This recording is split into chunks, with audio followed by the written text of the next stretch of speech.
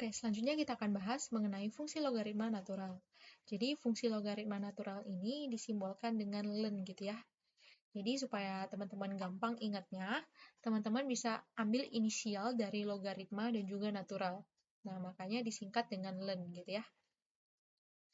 Nah, terus di sini kita misalkan ada fungsi fx, katakanlah fungsi fx di sini adalah len x. Nah, len x di sini kita bisa ubah ke dalam bentuk logaritma biasa. Nah, ketika kita ubah, hasilnya itu akan menjadi E log X atau log EX, di mana E di sini adalah subscript dari logaritmanya gitu ya. Nah, terus di sini E itu apa sih gitu ya? E di sini adalah eksponensial gitu ya. Jadi eksponensial ini ada nilainya gitu ya dalam bentuk konstanta.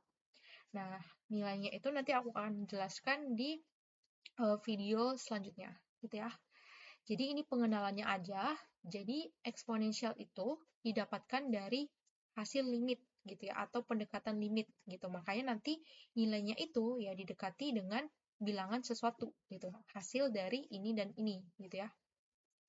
Nah, di mana E di sini adalah limit X mendekati tak hingga dari 1 tambah 1 X pangkat X atau limit X mendekati 0 dari 1 tambah X pangkat 1 X. Nah, terus ketika kita gambar fungsi logaritma naturalnya, dia akan membentuk kurva seperti ini. Nah, di mana ketika X-nya di antara 0 sampai 1 gitu ya, maka len X-nya di sini akan negatif. Artinya, nilai Y-nya di sini negatif, gitu ya. Nah, terus ketika X-nya lebih dari 1, maka kita bisa perhatikan nilai Y-nya positif, gitu ya.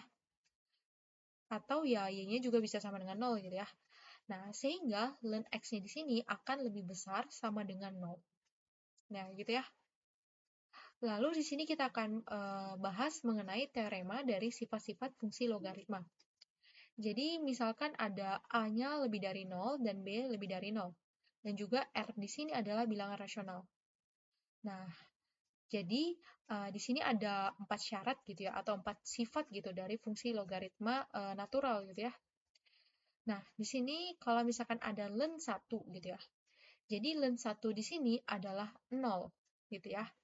Jadi ya teman-teman ya harus kembali mengingat sifat-sifat dari logaritma gitu ya. Jadi kalau misalkan ada A log 1, nah dia akan sama dengan 0 gitu ya. Nah, gitu.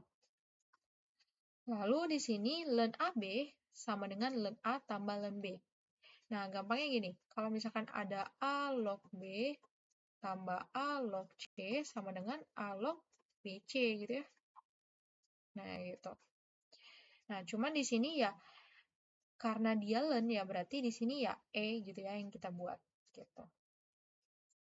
Nah, karena ini perkalian ya pasti gampang gitu ya untuk pembagiannya. Kalau misalkan len A per B, maka ini akan bisa diubah gitu ya menjadi len A kurang len B.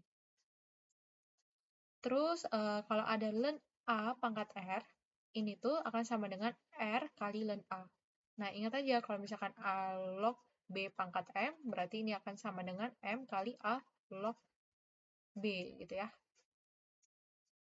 Nah, gampang kan? Jadi sebenarnya fungsi logaritma natural ini ya perluasan dari fungsi logaritma gitu ya. Ya, cuman bedanya ya di sini basisnya E, kalau di logaritma biasa ya basisnya ya bebas gitu ya. Bisa satu, nggak bisa satu deng.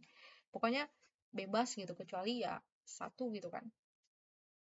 Gitu, atau ya nggak boleh sama dengan nol gitu kan. Itu syarat dari logaritma. Nah, gitu ya. Jadi, aku yakin teman-teman pasti bisa, karena ini gampang gitu ya. Nanti kita akan lanjutkan ke video berikutnya gitu ya. Jadi, tetap semangat.